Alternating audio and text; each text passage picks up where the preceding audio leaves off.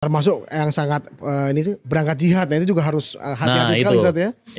itu wewenang pemerintah, ya wewenang pemerintah. Ya. Ya karena tentu itu masalah antar satu negara dengan negara ya, Tidak bukan sesederhana yang kita bayangkan. betul, Jangan betul, hanya sekedar wah ini bermodalkan semangat, semangat jihad misalkan ya. Itu sudah wilayahnya bukan wilayah individu orang lagi. Karena sebagaimana kita tahu salah satu syarat jihad itu adalah dengan komando pemerintah, izin pemimpin. dari pemerintah. Betul, betul, ya. betul. Oleh karenanya kita lakukan yang kita mampu aja dulu, yaitu mendoakan, kemudian membantu dengan harta, ya, kemudian apa yang kita bisa, ya, sesuai dengan kapasitas masing-masing. Ya. Jadi itu yang paling inti. Adapun hal-hal yang lain, misalkan masalah politik dengan negara-negara yang lain, kita serahkan kepada yang berwenang. Ya, jangan kita melampaui batas gitu loh. Jangan kita melampaui batas. Dan jangan menyibukkan hal-hal yang di luar kemampuan kita.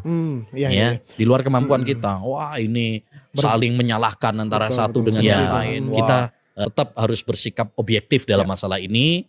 Kita harus realistis juga, tetap dalam panduan Islam, dalam kaidah-kaidah manhaj salaf, bersama para ulama, bersama para pemimpin. Bukan hanya dengan modal semangat. Tapi juga kita jangan sampai juga nggak punya empati. Jangan sampai abai sama sekali. Betul. Jadi kita tetap dalam koridor syariat, dalam koridor kaidah-kaidah syariat. Ini penting karena biasanya dalam masalah menyikapi kasus-kasus seperti ini ada pihak-pihak yang berlebihan, ekstrim kiri, ekstrim kanan. Betul, dalam artian ada yang sebagian itu menjadikan ini batu loncatan untuk menyerang pemerintah, melakukan demo misalkan. Nah, kadang ada yang demo misalkan ke kantor gubernur, ada yang ke kedutaan. Apa urusannya? Apa urusannya? Itu bukan penyelesaian juga. Demo-demo itu tidak menyelesaikan masalah. Ya, yang paling penting sekarang lakukan apa yang kita bisa. Itu maksud saya. Jangan menyibukkan hal-hal yang kita sendiri nggak tahu secara pasti. Ya, lakukan apa yang kita bisa. Ya, real lakukan. Jangan cuma sekedar banyak omong saja. Makanya manhaj salaf dalam masalah ini jelas. Ya, dalam masalah ini jelas. Mereka melakukan apa yang mereka bisa, baik itu berupa doa, baik itu berupa bantuan harta, material, dengan tetap mengacu kepada kaidah-kaidah syariat seperti taat kepada pemimpin, mengikuti petuah para ulama, rahimahullah taala dan lain sebagainya. Tidak melampaui batas, tapi juga tidak meremehkan. Nah, ini yang harus betul-betul dijaga, jangan sampai kita melampaui batas, hanya sekedar semangat, membabi buta, sehingga keluar dari koridor syariat. Keluar dari koridor syariat. Inti dari semua itu bahwa masalah Palestina ini masalah yang sudah lama sebenarnya dan akan terus bergulir, berulang. Kenapa? Karena Allah Subhanahu wa taala ingin menguji keimanan kita, seberapa kita peduli kepada saudara kita, seberapa kita membantu dan mendoakan saudara kita.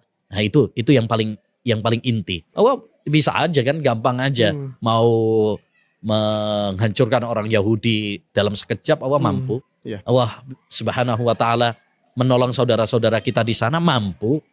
Tapi tentu di balik semua itu pasti ada hikmah-hikmah. Kenapa enggak Allah Subhanahu wa taala kasih pertolongan, dan mungkin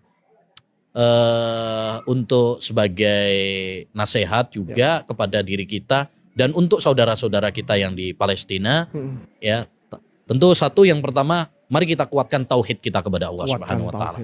Karena kita tidak ada yang bisa menolong kita kecuali hanya Allah Subhanahu wa taala. Kuatkan tauhid, sibukkan dengan ilmu, persiapkan dengan Quran, dengan hadis, kemudian bersatu, jangan berpecah belah.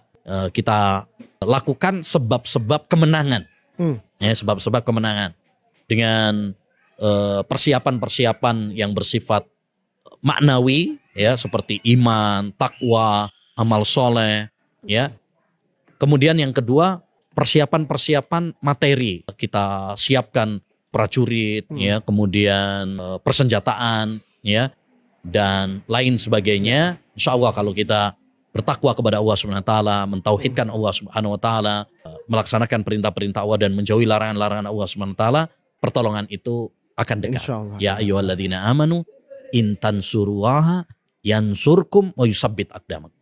Wahai orang-orang yang beriman, kalau kalian menolong Allah Subhanahu wa taala, menolong agama Allah, Allah pasti menolong kalian. Allah pasti memberikan keteguhan pada kaki-kaki kalian.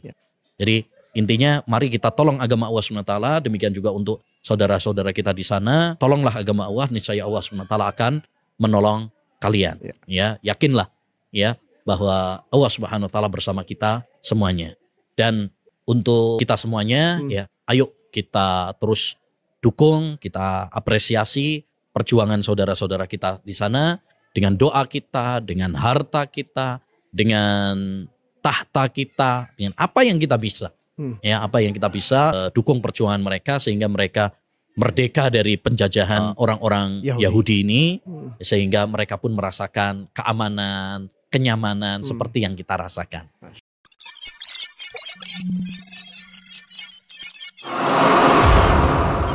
Menebar dakwah, meraih surga.